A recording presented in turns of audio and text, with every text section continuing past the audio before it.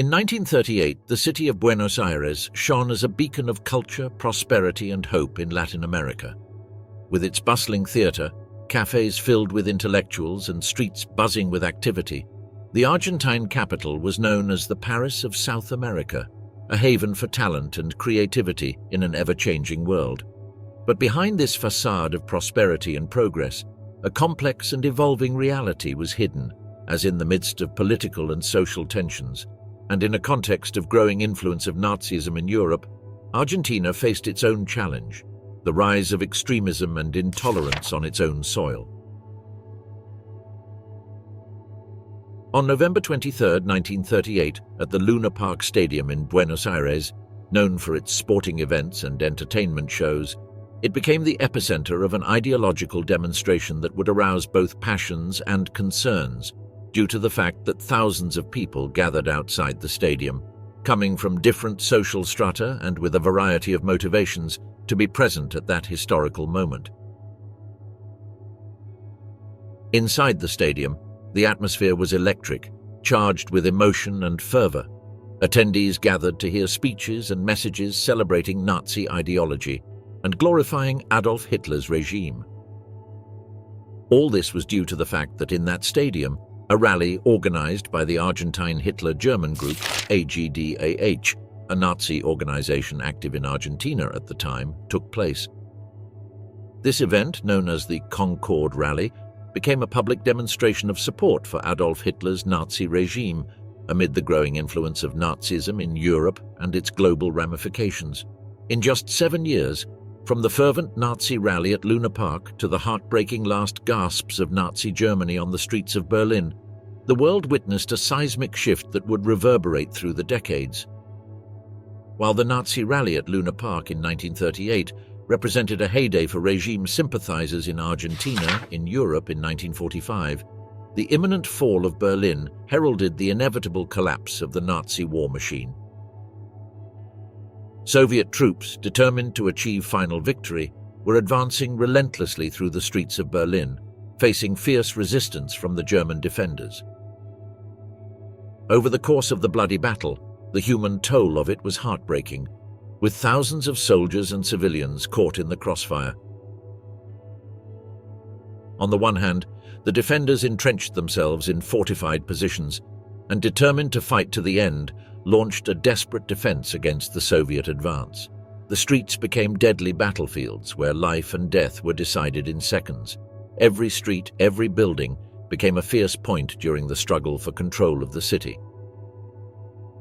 Soldiers fought bravely and sacrificially, facing the brutality of urban warfare as they sought to gain ground against an enemy determined to resist until their last breath. Until after heavy fighting between the last defenders of Berlin and the Red Army on May 2, 1945 at 2:50 a.m., General Helmuth Weidling, who was the last commander of the defense of Berlin, would offer the unconditional surrender of the German capital to General Chuikov. It was all over. The Allies had won the war in Europe, and there was no salvation for the future that the Führer had planned for the 1,000-year Reich. Faced with the dark outlook they already foresaw, many German officers had planned their escapes in advance, in order to avoid being sentenced by the Allies in the coming trials. With many options of countries available on the table, such as Spain, the United States, Brazil, Canada, etc., among the candidates was a country located at the tip of South America, a country relatively geographically isolated and with a politics similar to that of the Third Reich. With these and other advantages considered by the Nazis, we could find an answer to the famous and controversial question: the exile of darkness, Argentina, and the flight of the dead Nazis. On June 4, 1943, the second coup d'etat took place in Argentina, known as the Revolution of 43, led by a nationalist military government. This government came with different ideas to carry out. One of them was to maintain neutrality during World War II.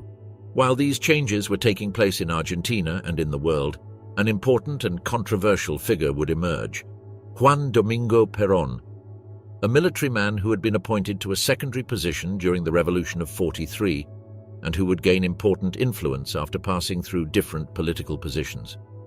In the early 1944s, after Nazi Germany had lost major battles to the Soviet Union during the late 1943s, such as the Battle of Kursk or the Battle of the Dnieper, the world was aware that Germany was on its way to losing the war, and the pressure from the United States for Argentina to abandon its neutrality was irresistible.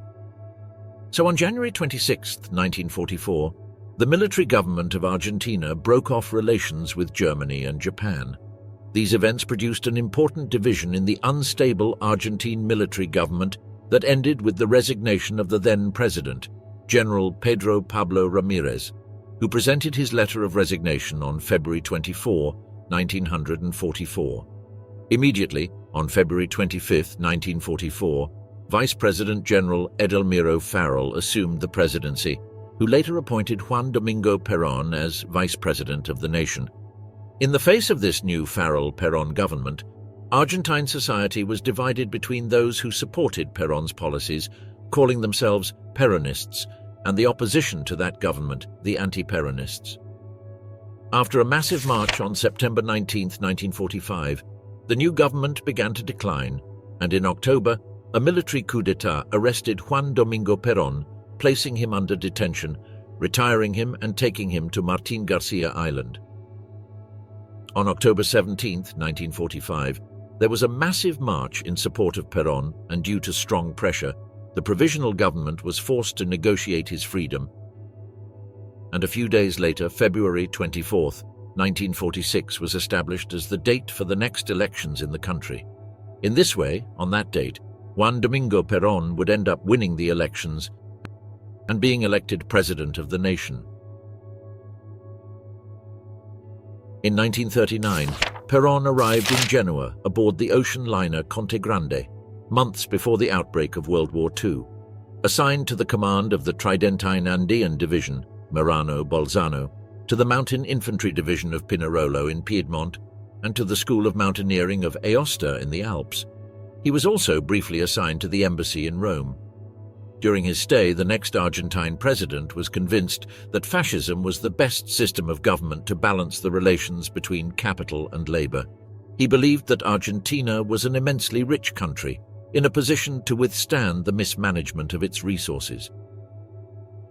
It is clear that during his stay, the impressions that Perón received during his 2-year assignment abroad had a decisive influence on his vision of the world and on his own concept of the role he wanted to play in the Argentine future, whose greatness he discounted. The Ratlines, the Nazi escape network in Europe. In Nazi Germany since 1944, when defeat seemed imminent, escape routes had begun to be planned and used especially for the hierarchs and collaborators of the National Socialist regime who sought to escape the trials that awaited them once the Second World War was over. These escape routes were called ratlines. The ratlines were a shadowy network of complicities used by war criminals to escape through their links to countries where they believed they might go unnoticed. Countries such as Spain, Italy, and the Vatican stand out as key destinations in this escape network, providing refuge and logistical support to Nazi fugitives. One of the main clandestine networks was based on complex mechanisms with the aim of allowing Germans and other war criminals to escape to Spain, where they found refuge or were sent to other countries in order to evade international justice. One of the most important destinations was Spain, led by Francisco Franco, who had remained neutral during the conflict despite sympathizing with the Axis powers. This neutrality allowed Spain to maintain trade relations with both sides of the conflict and avoid the devastation suffered by many other European countries. However, at the end of the war, many Nazi leaders and their collaborators faced the prospect of being tried for war crimes and crimes against humanity. Faced with this situation, they desperately sought escape routes to avoid capture and trial. Spain, with its neutrality during the war and an authoritarian political regime akin to fascism, became an attractive destination for those fleeing justice. Francisco Franco played a fundamental role in the facilitation of ratlines in the country. Although officially Spain maintained its neutrality, Franco was sympathetic to the Axis and showed a willingness to provide refuge to Nazi war criminals. The methods used to carry out this clandestine network were the falsification of passports and other identification documents in order to provide new identities to German fugitives or collaborators. These documents allowed them to travel across borders without raising suspicion with the authorities. The Catholic Church in Spain was also implicated in these shadowy networks, providing false documentation and contacts within this complex mechanism. Some officials of the Francoist government and the Spanish intelligence services actively collaborated in the facilitation of the rat lines. In exchange for information and political favors, they allowed war criminals to enter and transit through the country.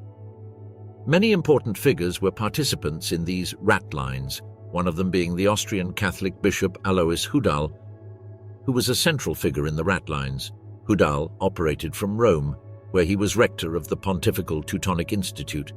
He used his position to help numerous Nazi war criminals escape through routes that passed through Spain. He is credited with issuing false travel documents and coordinating with other clandestine networks. Another influential figure in underground networks was Otto Skorzeny, who was well known for his incredible operations during the war as a colonel in command of the Waffen-SS. He also played an important role in the rat lines, since after the war Skorzeny helped organize the escape of other Nazi leaders to Spain, Argentina, the United States, etc. In Italy, rat lines were also a fascinating and obscure historical phenomenon, due to the number of important personalities and institutions that were involved in underground networks. One of the main organizers of the rat lines in Italy was Krunoslav Draganović, a Croatian priest with connections in the Catholic Church and the International Red Cross. Draganović coordinated the issuance of false documents and the organization of escape routes through the Balkans to Italy. Herbert Kappler, an SS officer in charge of security in Rome during the Nazi occupation of the city, was one of the most wanted war criminals in the aftermath of the war. However, he managed to escape from his prison in Italy with the help of rat lines and eventually took refuge in Germany. In addition to specific individuals, several underground networks operated in Italy to facilitate the escape of war criminals. These networks included members of the Catholic Church, the Red Cross, Vatican officials, former military personnel, and other willing collaborators. It is worth mentioning, as incredible as it sounds, that numerous monasteries and convents in Italy provided refuge to fugitives, especially those who were linked to the Catholic Church. These locations offered safety and anonymity to war criminals on the run. Rat lines, the Nazi escape route to Argentina and your collaborators. In the post-war international context, rat lines to Argentina facilitated the arrival of Nazis and other war criminals into the country after the end of World War II, providing them with refuge and thus avoiding international justice. The South American country, with its vast territory, natural resources, and a history of European immigration, became an attractive destination for those seeking to escape international justice through these clandestine networks. To facilitate the escape of war criminals, false passports, visas, and other identification documents were issued to fugitives and obtained through networks in countries such as Spain, Switzerland, Italy, and elsewhere to provide new identities to fugitives. These documents allowed them to enter Argentina without raising suspicion. The arrival of the fugitives to the Latin American country took place through boats that followed clandestine routes. These vessels varied in size and type, from small fishing boats to larger merchant ships. Some fugitive Nazis managed to cross the Atlantic in makeshift boats or in precarious conditions, risking their lives in the process. The routes used also varied, but generally followed a southward route from Europe, avoiding port authority checks and patrols. Some fugitives embarked in the ports of countries where rat lines had greater complicity, such as Italy, Spain, or Portugal, where they found greater laxity in exit controls. Once on the high seas, the vessels had to navigate the dangers of the Atlantic Ocean, including storms and encounters with naval patrols from the different countries that could identify and capture them. Some fugitive Nazis opted for longer, less traveled routes to avoid detection, while others risked crossing directly from Europe to Argentine shores. Once they arrived in Argentina, the fugitive Nazis found a welcoming country, with a large population of European immigrants and a policy of neutrality that allowed them to establish themselves without fear of extradition. In addition, they had the help of local and international support networks that provided them with shelter, forged documents, and other resources necessary for their establishment in the South American country. Argentine President Juan Domingo Perón played a central role in facilitating ratlines to Argentina. Through his policy of political asylum and his sympathy for fascist ideologies, Perón allowed numerous Nazi war criminals and their families to arrive in the country. During his first presidential term in the 1940s, the then Argentine president established diplomatic and commercial ties with European countries, including those that had been Axis allies during the war. This policy of neutrality allowed Argentina to become an attractive destination for those wanted for war crimes, as the country had no extradition treaties with other nations and offered a safe haven for those fleeing justice. It has been suggested that Perón and his spouse, Eva Perón, were sympathetic to fascist ideology and maintained cordial relations with members of the German community in Argentina, which facilitated the entry of Nazis into the country. In addition, there has been speculation that some Argentine officials, possibly with Perón's knowledge or approval, provided false documents and logistical assistance to war criminals to facilitate their entry into and stay in Argentina. Perón was not the only government official to facilitate the entry of war criminals, as among them are politicians close to Perón's circle such as Carlos Fultner, an Argentine diplomat who served as consul in Hamburg, Germany during World War II. He was accused of having collaborated in the issuance of forged documents for fugitive Nazis and of having facilitated their entry into Argentina. After the end of the war, Fultner continued his diplomatic career in Argentina. Ludwig Freude, the brother of President Juan Domingo Perón's personal secretary, was also involved in activities to help fugitive Nazis in Argentina. He is logistical support and harboring of Nazi war criminals once they arrived in the country. Argentine shipping entrepreneur Alberto Dodero is also alleged to have provided boats and logistical resources to facilitate the escape of the fugitives via clandestine sea routes to Argentina. Dodero is believed to have links to high-level government officials and that he used his influence to help Nazis and regime collaborators escape from Europe. During Perón's first term in office, Argentina's then Minister of Justice and Education, Héctor Valerga, played a role in the formulation and implementation of these migration policies, which eventually facilitated the arrival of Nazis and collaborators in the South American country. Ernst von Thurmann was a German diplomat who played a prominent role in Argentina both during and in the years following World War II. His presence in Argentina during this period coincided with a crucial moment in the country's history, marked by the neutrality of the country. Marked by Argentina's official neutrality during the war and the subsequent post-war period. Von Thurmann served as Consul General of Germany in Buenos Aires from 1938 to 1943, during which time he played an important diplomatic role in German-Argentine relations.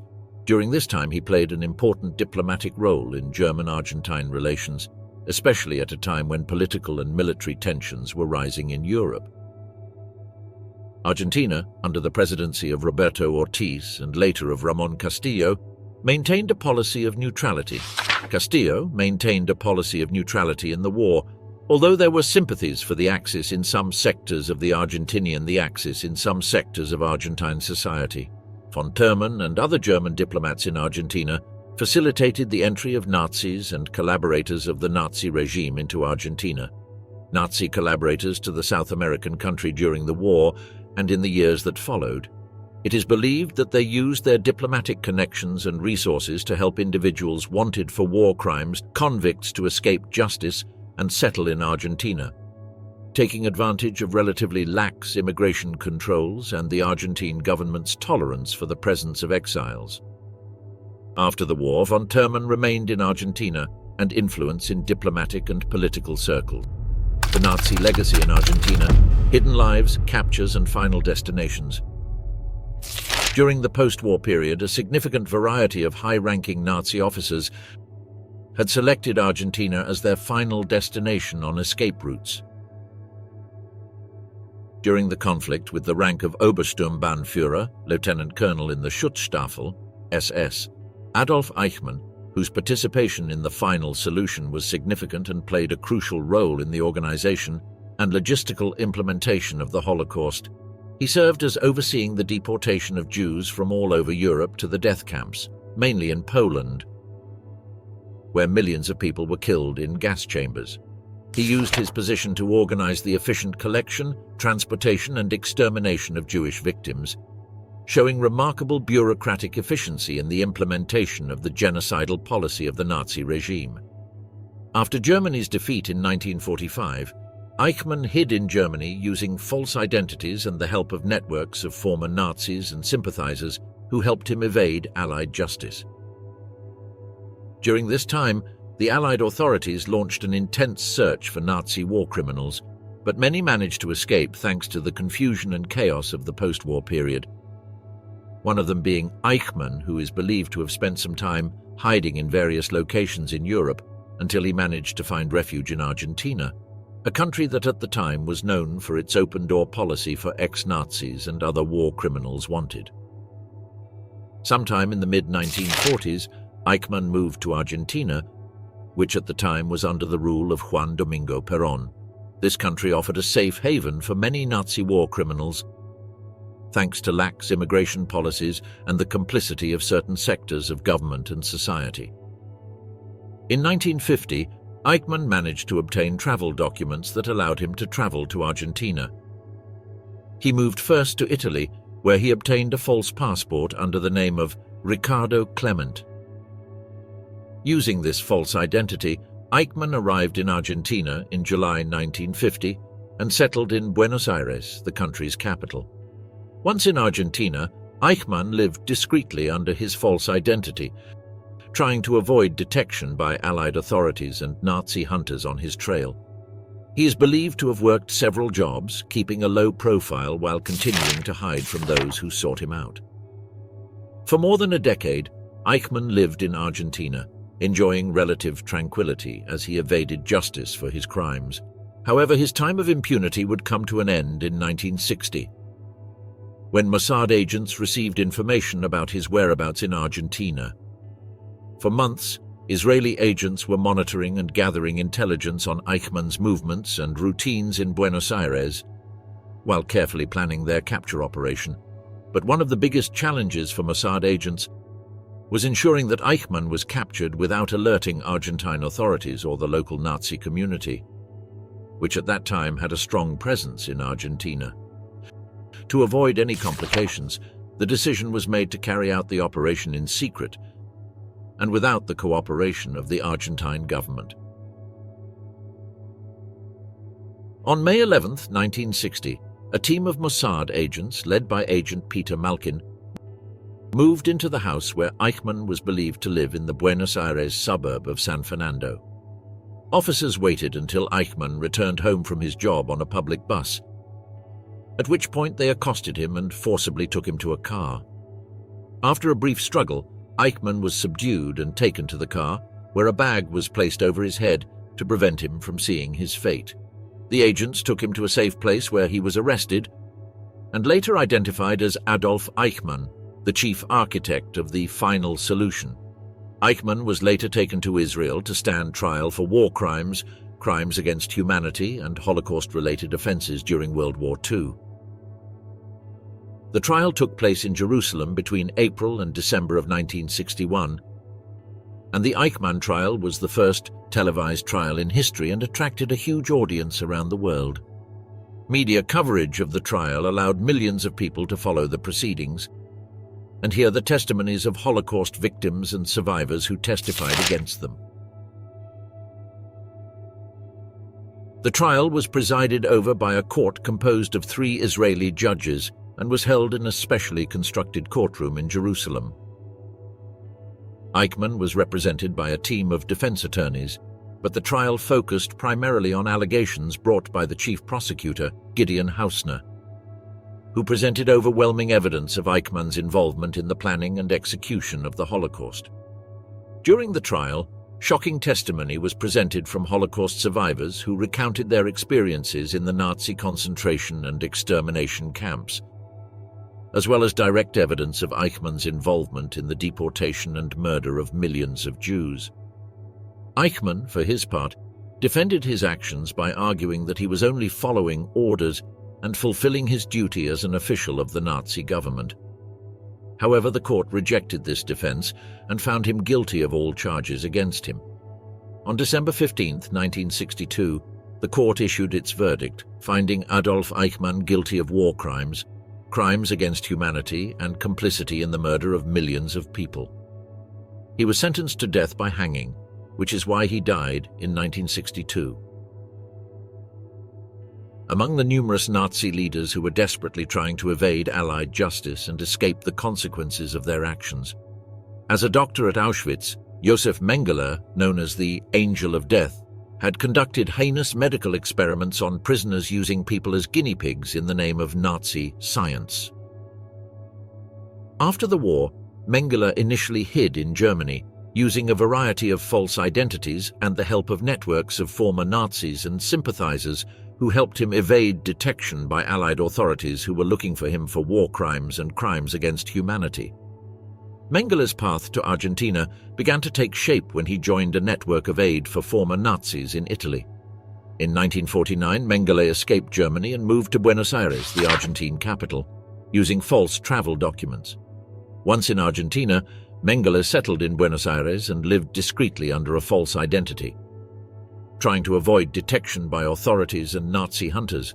But unlike other Nazi war criminals living in hiding, Mengele maintained a relatively open life in the Latin American country, using his own name and frequenting public places without fear of being recognized. During his time in Argentina, Mengele continued his career in medicine, working as a pharmacist at a local pharmacy and networking in the Argentine medical community. Although his presence in the country was known to some, the lack of action by Argentine authorities allowed Mengele to live freely for more than a decade without fear of arrest.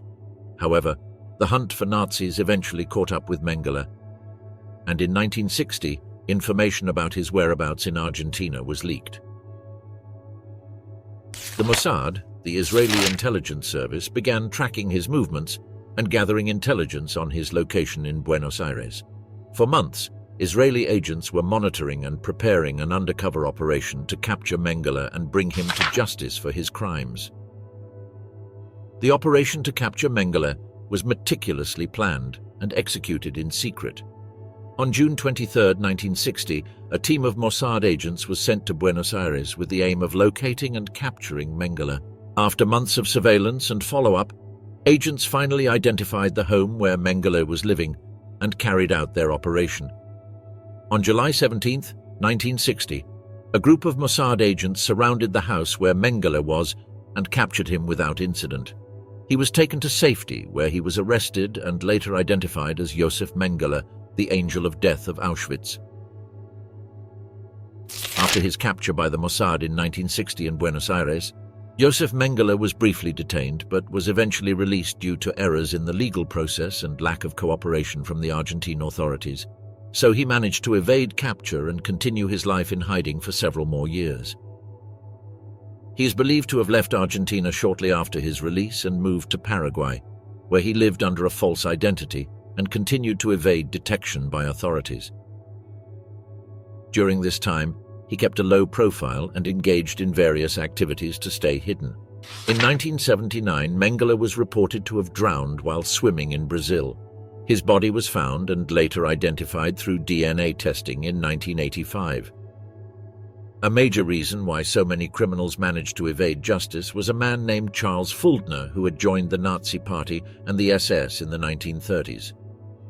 During World War II, he held several important positions in the SS and worked as an intelligence agent in the Balkans and elsewhere in Europe.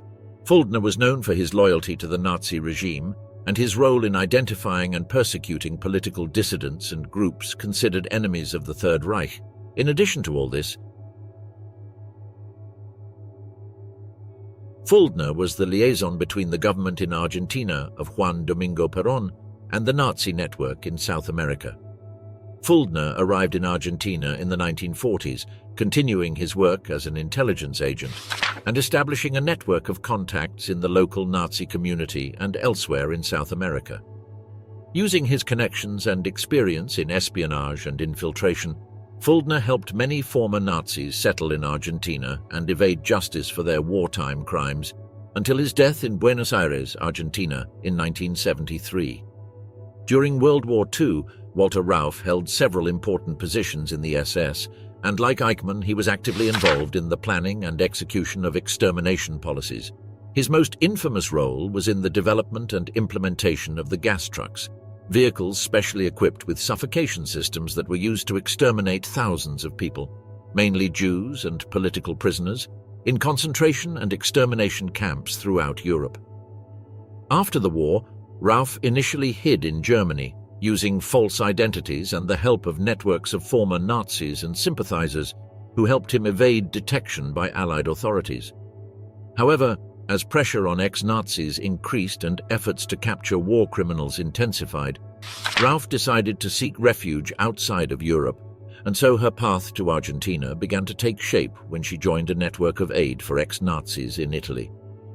In 1948, Rauff escaped from Europe and moved to Argentina, and during his stay in the country, the criminal kept a low profile and avoided drawing attention to himself. However, his presence in the country did not go unnoticed by those who followed his trail, and occasional reports emerged about his whereabouts.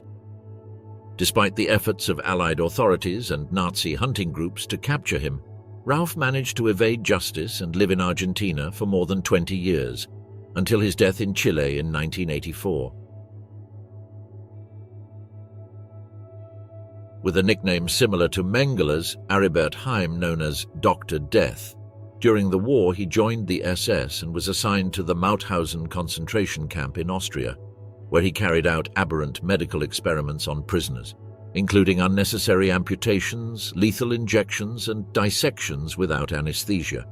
After the war, Heim managed to evade capture and escape Austria before Allied authorities could arrest him for war crimes.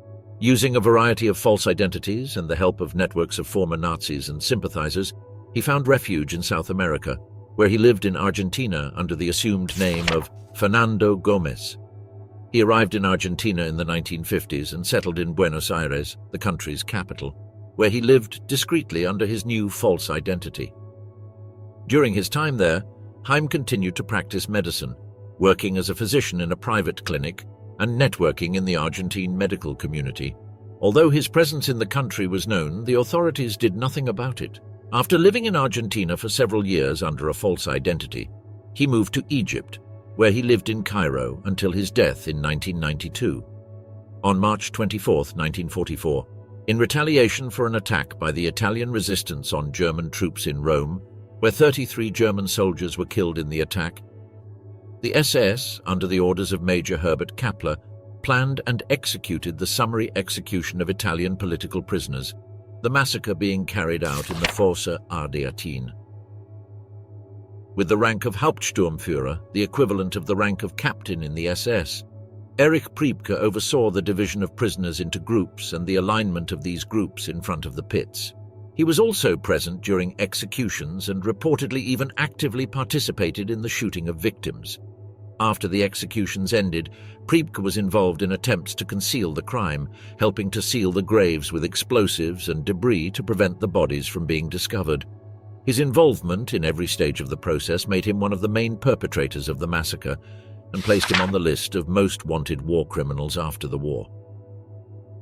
Priebke arrived in Argentina in the 1940s through the aforementioned Ratliners and settled in Buenos Aires, the country's capital, where he lived discreetly under a false identity. Once in Argentina, Priebke continued to live a relatively quiet and discreet life.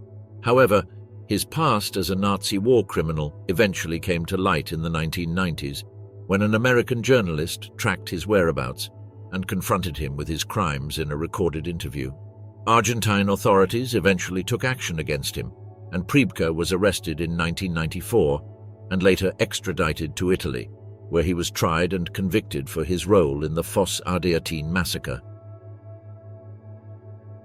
In April 1945, in the final stages of World War II, Colonel Oberst Hans Ulrich Rudel of the Luftwaffe was in command of a squadron of Stukas, Junkers Ju-87, that was involved in the desperate defense of Germany against the advancing Allied forces on the Eastern Front.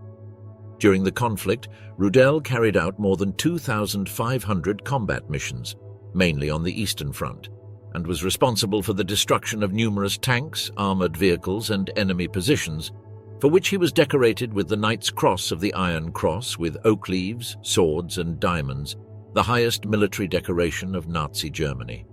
After the surrender of Germany, Rudel, aware of the reprisals that Nazi leaders and those associated with the Nazi regime could face, made the decision to seek refuge outside Europe to avoid being captured and face a possible trial for war crimes.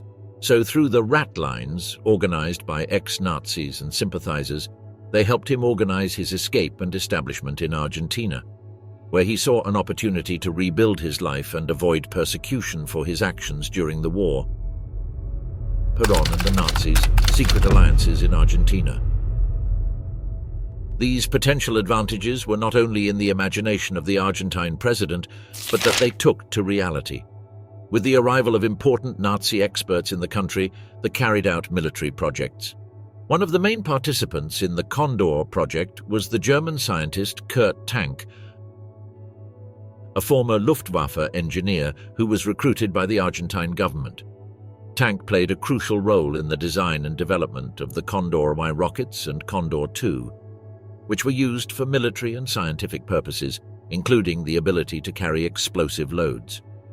The project was driven by Argentina's interest in acquiring advanced missiles and rockets, as well as Germany's desire to establish trade relations and technological cooperation with the South American country.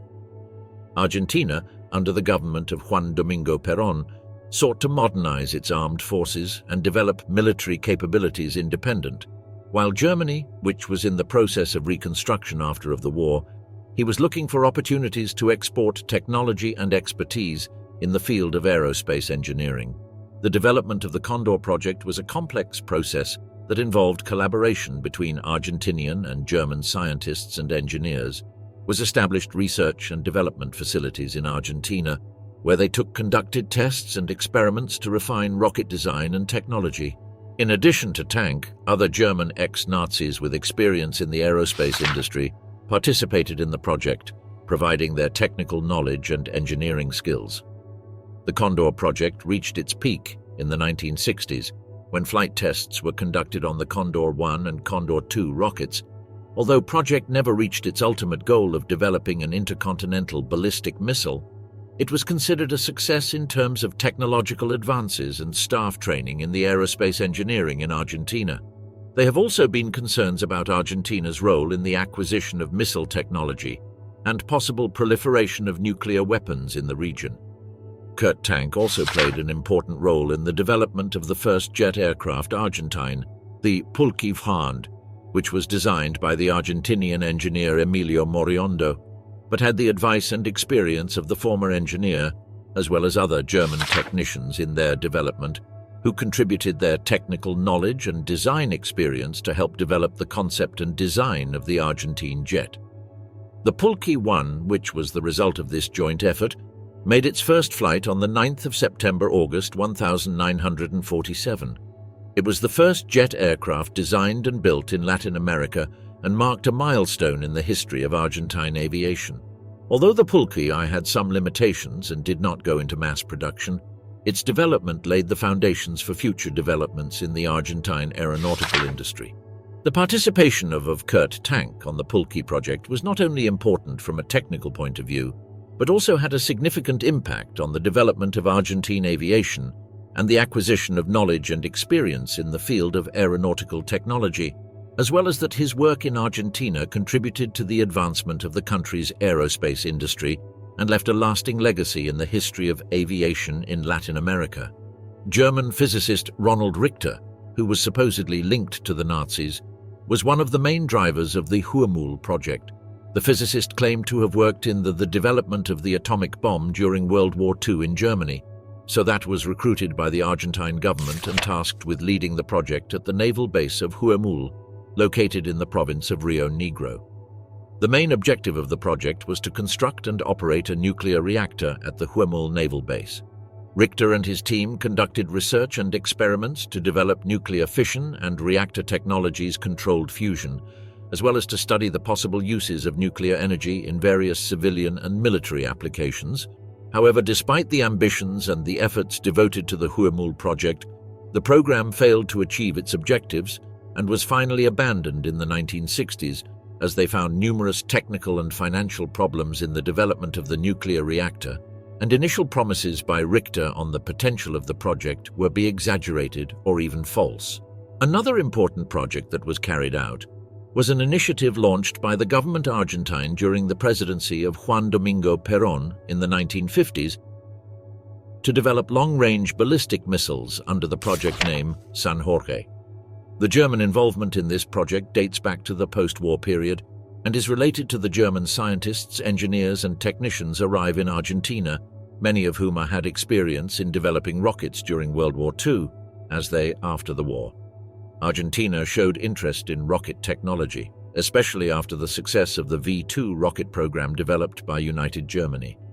Many German scientists and technicians who had worked in the German rockets were found unemployed after the war and sought new opportunities in other countries.